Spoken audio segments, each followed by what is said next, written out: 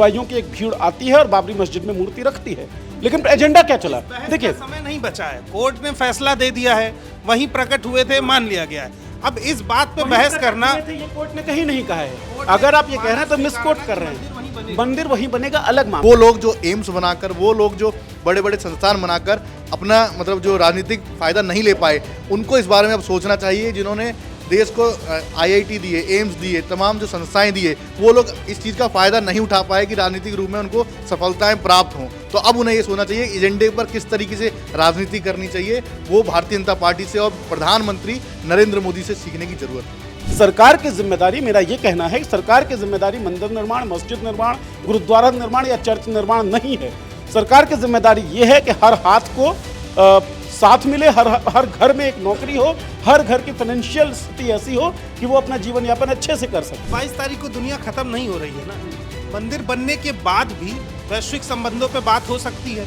ये विपक्ष का एक टूल है। टूल ये है कि 22 को कार्यक्रम है तो 21 को बैठ के वैश्विक संबंध सुधारिए, 21 को मणिपुर की हिंसा सुधार दीजिए, 21 को देश में जो कुछ बुरा है सब ठीक करिए, तब जाइए। नमस्कार, मेरा नाम है निवेदिता शांडिल्य और आप देख रहे हैं मॉलिटिक्स। आज हमारे न्यूज रूम में चर्चा होने वाली है कि पहले शंकराचार्य, फिर विपक्ष और अब आम जनता भी 22 जनवरी को होने वाली प्राण प्रतिष्ठा कार्यक्रम के खिलाफ आवाज उठा रही है। दरअसल इलाहाबाद हाईकोर्ट में पीआईएल यानी कि जनहित याचिका गई है कि इस कार्यक्रम को रोका जाए। और इतना ही नहीं, पीआईएल में यह भी कहा गया है कि अगर कार्यक्रम होता है तो उसमें मोदी और योगी ना जाएं। तो सबसे पहले तो मैं नीरज जी के पास आऊंगी। सर, ये देखिए कि पहले विपक्ष ही बोल रहा था, फिर शंकराचार्य। अब क्या हम ये मान सकते हैं कि जनता के बीच में भी विपक्ष की और विरोध की आवाज पहुंचने लगी है कि जनता भी अब कहने लगी है कि आखिर मोदी क्यों कर रहा है कार्यक्रम, योगी क्यों कर रहा है कार्यक्रम? इसी न्यूज़ रूम चर्चा में हम डिस्कस कर रहे थे कि कम्युनिकेशन स्ट्रेटजी में विपक्ष किस तरीके से फेल हुई है। ये मुझे लगता है कि विपक्ष की कम्युनिकेशन स्ट्रेटजी की सफलता भी देखी जाए और इसमें एक वैज्ञानिक दृष्टिकोण की बात भी समझी जाए कि विपक्ष ने जब ये फैसला लिया कि हम नहीं जाएंगे, तो खास तौर पर प्रकाश अंबेडकर की पार्टी और कांग्रेस ने जिस तरीके से अस्वीकार किया, उसमें उन्होंने कारण बताया। कारण बताते हुए उन्होंने कहा कि भारतीय जनता पार्टी ने राम मंदिर निर्माण को राजनीतिक परियोजना बना दी है। प्रकाश अंबेडकर ने जो चिट्ठी पब्लिक की है, उस चिट्ठी में उन्होंने लिखा है कि हथियार लिया है राम मंदिर निर्माण को भारतीय जनता पार्टी ने। अब ये कारण उद्धृत करना बहुत ज़्यादा ज़रूरी है। शंकराचार्य जब इसमें दाखिल होते हैं इस बहस में, तो शंकराचार्य कहते हैं कि चलो भाई, शास्त्रोक्त तरीके से या धार्मिक शास्त्र जिस तरीके से कह रहे हैं उस तरीके से राम मंदिर के निर्माण का पूरा प्रोसेस पूरा नहीं हुआ है और प्राण प्रतिष्ठा का जो आयोजन है वो भी शास्त्रोक्त नहीं है। तो हिंदू धर्म से आने वाले, हिंदू धर्म के सबसे बड़े आचार्य शंकराचार्य माने जाते हैं, उन्होंने शास्त्रोक्त तरीका ना होने का विरोध किया। जो राजनीतिक पार्टियां हैं, कांग्रेस और प्रकाश अंबेडकर की पार्टी, उन्होंने बताया कि किस तरीके से राजनीतिक परियोजना बना दी गई। और अब जनता की तरफ से इस तरह की जनहित याचिका दायर करना ये बहुत सुखद है लोकतंत्र के लिए। आपको सोमनाथ मंदिर का जब निर्माण हुआ था, उस वक्त जो जो चीज़ें घटी थी उसके बारे में जानना होगा। पंडित नेहरू जो उस वक्त प्रधानमंत्री थे, उन्होंने राजेंद्र प्रसाद को एक चिट्ठी लिखी कि भाई साहब, आप देश के मुखिया हैं, राष्ट्र प्रमुख हैं, आप ना जाएं, रिलीजियस सेरेमनी से एसोसिएट ना करें, क्योंकि ये गलत मैसेज इससे जाएगा समाज में। राजेंद्र बाबू नहीं माने, उनके अपने तर्क थे, उन्होंने एक चिट्ठी लिखी। इसके बाद आंध्र प्रदेश सरकार ने कुछ फंड रिलीज किया और पता पड़ा कि कुछ पैसा भी आंध्र प्रदेश सरकार लगा रही है। पंडित नेहरू ने दोबारा चिट्ठी लिखी कि एक सरकार के द्वारा एक धार्मिक समारोह के लिए पैसा खर्च करना, एक मंदिर निर्माण के लिए पैसा खर्च करना गलत है और हमारे सेक्युलर कैरेक्टर पर सवालिया निशान है। तो ये तो हम 1947 में जी रहे थे। आज 21वीं सदी में हम जी रहे हैं, जहां वैज्ञानिक दृष्टिकोण को बढ़ावा मिलना चाहिए, जहां पर 70-72 साल हो गए संविधान के लागू हुए, लेकिन पूरी सरकार दिखती है कि धर्म के नाम पर, मजहब के नाम पर, सांप्रदायिकता के नाम पर बिछी हुई है और समाज को ड्राइव करना चाहती है। तो इसकी मुखालफत केवल राजनीतिक पार्टियों के करने से तो होती नहीं, लोगों को इसके बीच में आना चाहिए था। और इस पीआईएल के माध्यम से ऐसा दिख रहा है कि लोगों में एक अवेयरनेस है और लोग इसका विरोध कर रहे हैं कि भाई, धार्मिकता को राजनीतिकता मत बनाइए, धर्म आपकी राजनीति का माध्यम नहीं होना चाहिए। और राम मंदिर निर्माण में जिस तरह की भूमिका मीडिया ने निभाई, जिस तरीके से भारतीय जनता पार्टी इसको प्रमोट कर रही है, एडवर्टाइज कर रही है, प्रोपेगेट कर रही है, क्लियर एविडेंट है कि ये पूरा राजनीतिक मसला बनाया जा चुका है। इसमें विपक्षी पार्टियों को तो नहीं ही जाना चाहिए, राजनीतिक दृष्टिकोण से भी, सामाजिक दृष्टिकोण से भी, वैचारिक दृष्टिकोण से भी। और जो लोग आइडिया ऑफ इंडिया में बिलीव करते हैं, आम लोग, जो लोग भारत के संविधान को समझते हैं, जिन लोगों की आस्था भारत के सेक्युलर कैरेक्टर में है, उनको इसका विरोध करना चाहिए और ये पीआईएल उस विरोध की निशानी है। संदीप जी, मैं आपसे एक चीज ये पूछना चाहूंगी कि इस समय विपक्ष के पास बड़ा अच्छा मौका है कि भाजपा के हिंदुत्व को न केवल विपक्ष ही अभी तक खारिज कर रहा था, अब इनके साथ आप देखिए कि हिंदुत्व के झंडा बरदार शंकराचार्य जैसे लोग, संत साधु महात्मा भी भाजपा के हिंदुत्व के खिलाफ बोल रहे हैं और अब आम जनता भी आने लगी है। भुना पाएंगे क्या इसको? ये देखिए, पूरी तरीके से एक एजेंडे के तहत पूरे देश के अंदर राम मंदिर को प्रमोट किया जा रहा है। मतलब राम तो ऑलरेडी भगवान है, सबके, जब कहते हैं सबके कड़ कड़ में राम है, तो उसको इस तरीके से प्रमोट करना। अभी आप बगल वाली बिल्डिंग, एक बगल में बिल्डिंग, उसमें देखिए जिस जगह पर तिरंगा लगा हुआ था उस जगह से तिरंगा तो मुझे दिख नहीं रहा है 4 दिन से, लेकिन वहाँ पर एक बहुत बड़ा जय श्री राम का झंडा, और जगह जगह कनॉट प्लेस के अंदर ही जगह जगह बिल्डिंगों पर जो श्री राम झंडे के पूरे में एक तरीके से बिछा दिए गए। कई जगहों पर प्रधानमंत्री नरेंद्र मोदी के बड़े बड़े होर्डिंग लगे हुए। दिल्ली में, अयोध्या की बात है, दिल्ली में बड़े बड़े होर्डिंग योगी और मोदी की लगे हुए हैं कि इतने करोड़ खर्च करके हमने राम मंदिर का पूरा जो स्ट्रक्चर तैयार किया, इतना लगाया वहाँ पे धार्मिक उसके अंदर। तो ये पूरी तरीके से एजेंडे के तहत राम मंदिर को राजनीति से जोड़ने का पूरा षड्यंत्र रचा जा रहा है। और ये षड्यंत्र नहीं है, मगर तमाम जब लोग बात करते हैं कि राम मंदिर को राजनीति से जोड़ा जा रहा है, राम मंदिर की जो उद्घाटन है उसका पूरा राजनीतिकरण करा जा रहा है। जब अभी नीरज जी ने बात की कि ये वैचारिक रूप से भी ठीक है कि उनको विपक्षी पार्टी को नहीं जाना चाहिए, ये और क्या बोलते हैं राजनीतिक रूप से भी है कि नहीं जाना चाहिए, उसका विरोध करना चाहिए, जनता में एक मैसेज देना चाहिए कि हाँ ये एजेंडा ही है। जो राम मंदिर में अगर गए 22 तारीख को, तो ये मतलब बीजेपी की तारीख पर और आरएसएस की तारीख पर जाएंगे।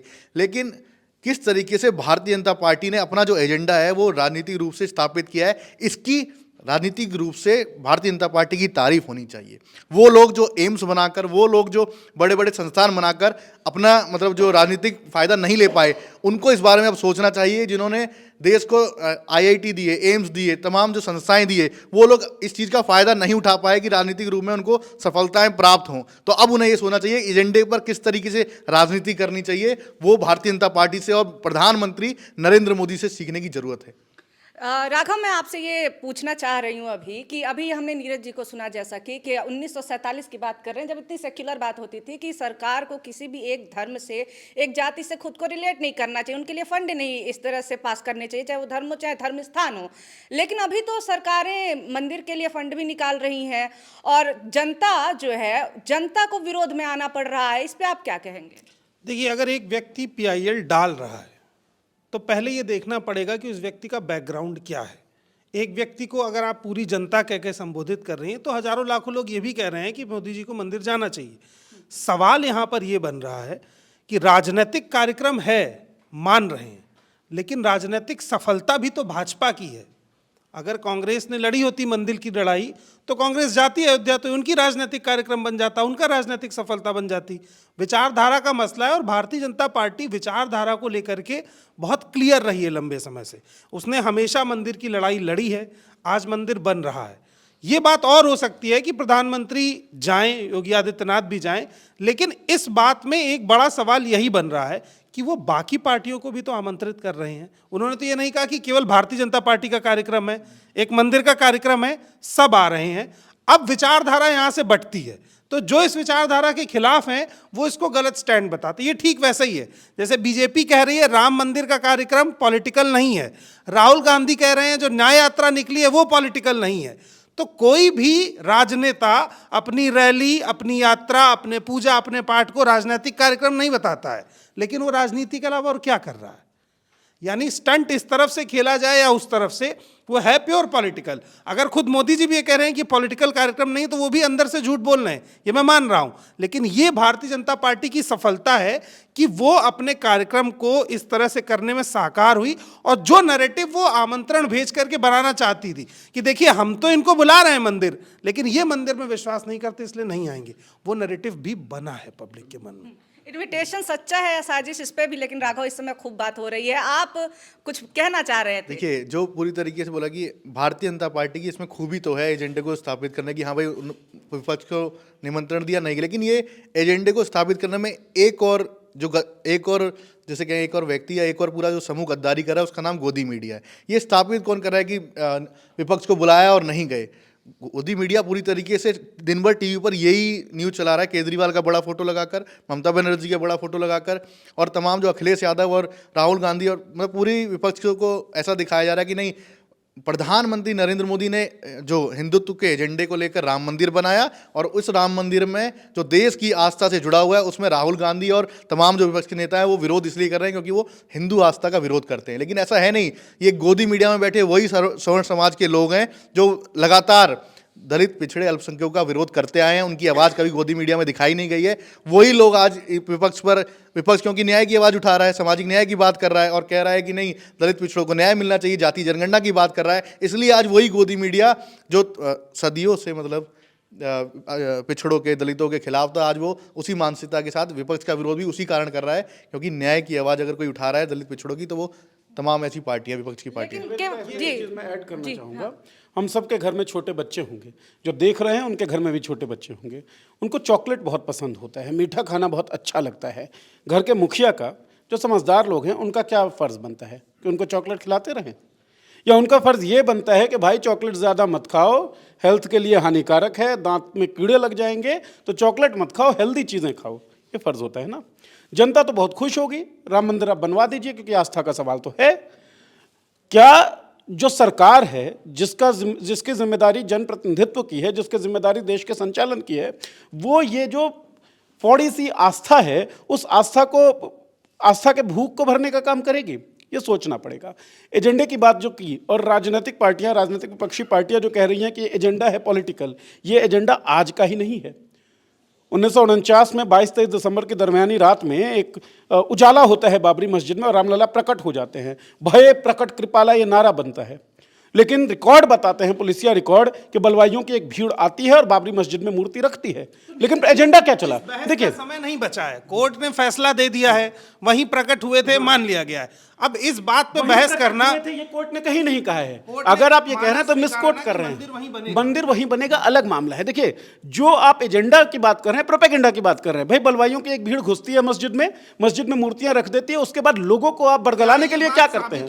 लोगों क्या चीज बिल्कुल साबित हो पाई है, पुलिसिया रिकॉर्ड के अंदर है। कोर्ट ने तो यह भी कहा कि भाई कोई राम मंदिर को तोड़कर बनाने का साक्ष्य नहीं है, 12वीं सदी का स्ट्रक्चर है, लेकिन 400 सालों में क्या हुआ यह हमें नहीं पता। कोर्ट ने यह बात कहा है। कोर्ट ने कहा है 6 दिसंबर 1992 को जो बाबरी मस्जिद का विध्वंस हुआ वो गलत हुआ। जनसंघ 1952 में थी, 1952 से 1984 तक जनसंघ ने कितनी लड़ाई लड़ी राम मंदिर के लिए। उसके बाद विश्व हिंदू परिषद 1964 में बन गई, 1984 तक कितनी लड़ाई लड़ी राम मंदिर के लिए। 1980 में किसी ने लड़ाई नहीं लड़ी, प्रधानमंत्री मोदी ने लड़ी और वही बनवा रहे हैं। पूरी जर्नी आप देखें, बीच में काट कोई फायदा नहीं होने वाला है। 1980 में भारतीय जनता पार्टी बनती है, अटल बिहारी वाजपेयी को अध्यक्ष बनाया जाता है। अटल बिहारी वाजपेयी उदारवादी समाजवाद के साथ आगे बढ़ते हैं, 1984 में बुरी तरीके से हारते हैं। अब वो चुनाव में जो भी हुआ वो कहानी अलग है ना। बुरी तरीके से जब हारते हैं और भारतीय जनता पार्टी को दिख जाता है कि भाई इस मैसेजिंग के साथ हम तो आगे नहीं बढ़ पाएंगे, तो उनको दिखता है कि मंदिर का एक मामला है जिसमें हम लोगों के आस्थाओं के साथ खेल कर सकते हैं और लोगों के आस्थाओं के कारण उनको कंसोलिडेट कर सकते हैं। तो भारतीय जनता पार्टी, विश्व हिंदू परिषद पहले ये इश्यू उठाती है और भारतीय जनता पार्टी उसको टेकअप करती है। तो ये कहना कि भारतीय जनता पार्टी राम मंदिर की लड़ाई लड़ रही थी, एक तो ये गलत है। दूसरी गलती यह है कि राम मंदिर की लड़ाई की जरूरत क्या थी और राम मंदिर की लड़ाई चल क्या रही थी। भाई क्या 1947 में जब ये देश आज़ाद हुआ, भीषण उस वक्त हिंसा हुई, देश बंटा, एक मुस्लिम आइडेंटिटी का देश बना, एक सेक्युलर कैरेक्टर का देश बना, क्या उस वक्त हम राम मंदिर की लड़ाई लड़ते? जरूरी ही नहीं थी ना। और temples of modern India, Pandit Nehru किसको कहते हैं? क्या टेम्पल्स ऑफ मॉडर्न इंडिया कोई डैम, कोई आईआईटी, कोई एम्स नहीं होना चाहिए? होना चाहिए। लेकिन आजादी के इतने सालों बाद भारतीय जनता पार्टी एस्टेब्लिश करने की कोशिश कर रही है कि राम मंदिर ही टेम्पल ऑफ मॉडर्न इंडिया है, राम मंदिर ही इस देश की जरूरत है। अरे भाई, इस देश में भुखमरी से लोग मर रहे हैं। सवाल ये है ही नहीं कि डैम नहीं बने, एम्स नहीं बने, अस्पताल भी बने हैं, यूनिवर्सिटी भी बन रही है। सवाल ये है कि अगर मंदिर बनाने में भारतीय जनता पार्टी का योगदान रहा है तो उस कार्यक्रम को होस्ट करने, लोगों को निमंत्रण देने का योगदान भारतीय जनता पार्टी का क्यों नहीं होना चाहिए? लेकिन जो मुख्य नेता नहीं बुलाएंगे ना कि आइए हम मंदिर पूजन में आपको राम मंदिर के कार्यक्रम में इनवाइट कर रहे हैं, वो तो भारतीय जनता पार्टी बुलाएगी। राघव, लेकिन योगी आदित्यनाथ बुलाएंगे, प्रधानमंत्री मोदी बुलाएंगे, आपको सुनना पड़ेगा निवेदिता, एक पक्ष नहीं होना। मैं एक पक्ष नहीं दे रही हूँ, मैं ये कह रही हूँ कि आप जिन लोगों की बात कर रहे हैं कि जिनका सच में योगदान था, विनय कटियार से लेकर आडवाणी, जिन्होंने केसेस झेले, FIR, लेकिन आप देखिए कि क्रेडिट किसको दिया? आपने शुरू में ने भी एक लाइन ये बात बोली कि मोदी जी की वजह से जब बना है तो वो तो आएंगे ही। देखिए, आडवाणी जी ने भी ये कहा कि राम मंदिर का निर्माण उनके प्रिय भक्त प्रधानमंत्री मोदी के हाथों ही होना था, इसलिए सब बन रहा है। मैं एक बात सिर्फ ये स्टैंड क्लियर करना चाहता हूं कि मंदिर किसी की भी वजह से बना हो, उसमें जिसका सबसे ज्यादा योगदान था वो दल भारतीय जनता पार्टी है। उस पार्टी के बड़े समूह में आडवाणी जी आ जाएं, अटल बिहारी वाजपेयी जी आ जाएं, वीएचपी विश्व हिंदू परिषद आ जाए, प्रधानमंत्री मोदी आ जाएं, योगी आदित्यनाथ आ जाएं। सवाल ये नहीं है, सवाल ये है कि जिन्होंने बनाने की लड़ाई लड़ी, अगर वो निमंत्रण बांट रहे हैं तो गलत क्या है? इसमें विपक्ष को इस बात से क्या दिक्कत है कि हमको प्रधानमंत्री मोदी बुला रहे हैं, योगी बुला रहे हैं, विश्व हिंदू परिषद आमंत्रण दे रहा है, अमित शाह निमंत्रण पत्र बांट रहे हैं, सरकार में वो हैं। क्या दिक्कत है नीरज जी? दिक्कत क्या है? मैं बता रहा हूँ गलत क्या है। गलत स्टेब्लिशमेंट का है। आप लोगों के बीच ये साबित करने की कोशिश कर रहे हैं कि मंदिर ही हमारी जरूरत है और देखो सरकार ने मंदिर बना दिया।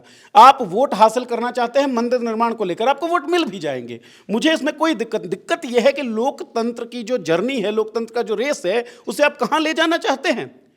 मणिपुर एक राज्य है देश का जो जल रहा है। क्या गृह मंत्री की जिम्मेदारी राम मंदिर बनवाने की ज्यादा है या मणिपुर के उस जलन को रोकने की ज्यादा है? प्रधानमंत्री नरेंद्र मोदी 8 महीने में 2 ट्वीट करते हैं, वो भी जब विपक्ष नो कॉन्फिडेंस मोशन दर्ज कर देता है।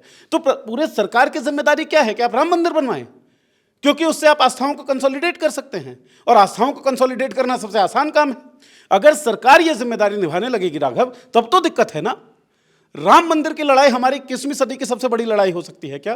पड़ोसी देशों के साथ आपके रिश्ते कैसे हो गए, इस पर कोई सवाल जवाब नहीं हो रहा है। चाइना जिस तरीके से हमारे सीमावर्ती क्षेत्रों पर कब्जा कर रहा है, उस पर कोई सवाल जवाब नहीं हो रहा है। पूरा देश 22 तारीख को दुनिया खत्म नहीं हो रही है ना।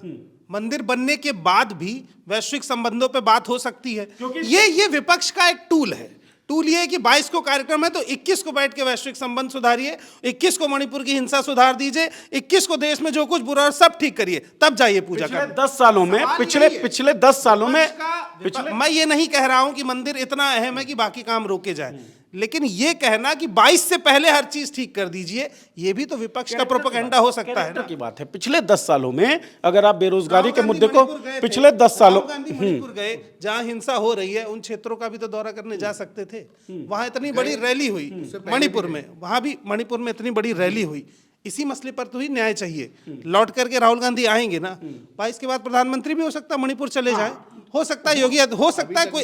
लेकिन सवाल ये कि जब बहस इस बात पे है कि विपक्ष पूरा ये कह रहा है कि मंदिर निर्माण राजनीतिक कार्यक्रम है, तो बहस इस पे होनी चाहिए ना। फिर मणिपुर आता कहां से? मैं बताता हूं ना आता कहां से। भाई सरकार की जिम्मेदारी क्या है?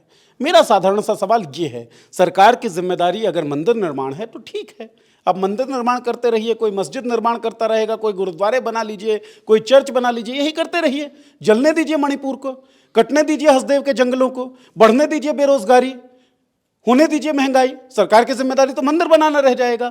दिक्कत यह है राघव कि पिछले 10 सालों में भारतीय जनता पार्टी जिस तरीके से चली है, पूंजीपतियों को उसने फायदा पहुंचाया, बेरोजगारी के मामले पे कोई बहुत भयंकर काम उसने किया नहीं, मैसेजिंग उसने हमेशा कम्युनल किया, एंटी मुस्लिम चरित्र दिखने की कोशिश हुई और उसका प्रभाव समाज में दिखता है। एक भीड़ पैदा हो गई, जो भीड़ दाढ़ी देखकर और टोपी देखकर हमला कर देती है लोगों पर। जय श्री राम का नारा, जो बड़ा सम्मानित नारा होना चाहिए था, जिसे सुनकर आस्था जगनी चाहिए थी, उस नारे से अब डर लगने लगा है। और जय श्री राम के नारे दंगाई लगाते हुए लोगों को पीटते हैं, मारते हैं। क्या हम ये सारी घटनाएं भूल गए हैं? नहीं भूले हैं ना। तो भारतीय जनता पार्टी की जो कार्यशैली है, जो क्रियाकलाप है, वो इस बात की संभावना को पैदा नहीं करती कि 22 जनवरी के बाद वो इन मुद्दों पर लौट आएंगे। दरअसल इन मुद्दों का उनके पास कोई जवाब ही नहीं था। दरअसल भारतीय जनता पार्टी ना बेरोजगारी के मामले पर कोई काम कर पाई, ना ही उसने देश में जो सांप्रदायिक सौहार्द है वो स्थापित कर पाई। सामाजिक ताने बाने को उसने धज्जियां उड़ाकर रख दी। इसीलिए उसे राम मंदिर को राजनीतिक परियोजना बना देने की जरूरत पड़ी है। इसीलिए वो राम मंदिर को अपनी सबसे बड़ी अचीवमेंट बना कर स्थापित कर रही है। यह बात बिल्कुल ठीक है, मैनिफेस्टो में इसका जिक्र मिलता है। यह बात बिल्कुल ठीक है कि राम मंदिर की ही लड़ाई लड़ रहे थे। उन्होंने प्रॉमिस किया था हम राम मंदिर बनाएंगे, लेकिन कोर्ट के फैसले के बाद बन रहा है। और क्या डेमोक्रेटिकली आप अगर जीत कर आ गए तो आप पूरे आइडिया ऑफ इंडिया को, जो आत्मा है भारत की, उसको ही बर्बाद कर देंगे? और अगर हमको दिख रहा है कि जो रेस है वो फॉरवर्ड डायरेक्शन में जाने की जगह बैकवर्ड डायरेक्शन में जा रही है, तो उसके खिलाफ तो हम बोलेंगे। 1947 में जब हम देखते हैं कि एक सरकार सेक्युलर कैरेक्टर को बचाए रखने की लड़ाई लड़ रही है, और सेक्युलर होने का मतलब मुस्लिम परस्त नहीं होना होता है, सेक्युलर होने का मतलब किसी धर्म का विरोधी होना नहीं होता है, सेक्युलर होना हमारी सबसे बड़ी विरासत थी, और उस विरासत को तोड़ने का अगर प्रयास होगा तो उसकी मुखालफत तो होनी चाहिए ना। सरकार की जिम्मेदारी, मेरा यह कहना है कि सरकार की जिम्मेदारी मंदिर निर्माण, मस्जिद निर्माण, गुरुद्वारा निर्माण या चर्च निर्माण नहीं है। सरकार की जिम्मेदारी यह है कि हर हाथ को साथ मिले, हर घर में एक नौकरी हो, हर घर की फाइनेंशियल स्थिति ऐसी हो कि वो अपना जीवन यापन अच्छे से कर सके। ठीक है, तो आज का ये जो मुद्दा था, आपने देखा काफ़ी आक्रामक तरीके से राघव जी ने भी पक्ष रखा कि आखिर जब धार्मिक चीज़ें हो रही हैं और भाजपा की वजह से हो रही हैं तो क्यों ना भाजपा को क्रेडिट जाए। लेकिन वहीं नीरज जी ने ये बात कही कि हम सेक्युलर अगर होने की बात करते हैं तो उसमें गलत क्या है। खैर, इन सारी बहसों से मुझे इस समय यही लग रहा है कि ये कितनी हास्यास्पद बात है कि कलाम कभी विजन 2020 कहा करते थे कि 2020 तक भारत का साइंटिफिक टेम्परामेंट सबसे आगे होगा, और 4 साल बाद हम केवल धर्म, जाति और मंदिर के मुद्दे पे बात कर रहे हैं। मंदिर का मुद्दा है, बन रहा है, बिल्कुल बने, लेकिन हमें मणिपुर भी नहीं भूलना चाहिए। हमें नहीं भूलना चाहिए कि अदनान नाम के लड़के को 5 महीने तक जेल में रखा जाता है, फिर गवाह कहता है कि मैंने तो उसे शोभा यात्रा पे थूकते हुए देखा ही नहीं था। जिस तरह से इस समय दलितों पे, महिलाओं पे और मुसलमानों पे, या कहिए कि अल्पसंख्यकों के ऊपर जिस तरह से हमले हो रहे हैं, अटैक हो रहे हैं, जबरदस्ती जय श्री राम बोलना पड़ेगा, और जो भी भाजपा के विरोध में है वो हिंदू विरोधी है, ऐसे नैरेटिव जो तैयार हो रहे हैं, उसके बाद हम केवल यही उम्मीद कर सकते हैं कि 22 जनवरी के कार्यक्रम के बाद क्या पता थोड़ी बहुत सरकार की नींद खुले, क्या पता थोड़ी बहुत गोदी मीडिया का ईमान जागे और वो असली मुद्दों को भी दिखाए। खैर, तो इसी तरह की बहसों को देखने के लिए, चर्चाओं को देखने के लिए आप मॉलिटिक्स को सब्सक्राइब जरूर करें। धन्यवाद।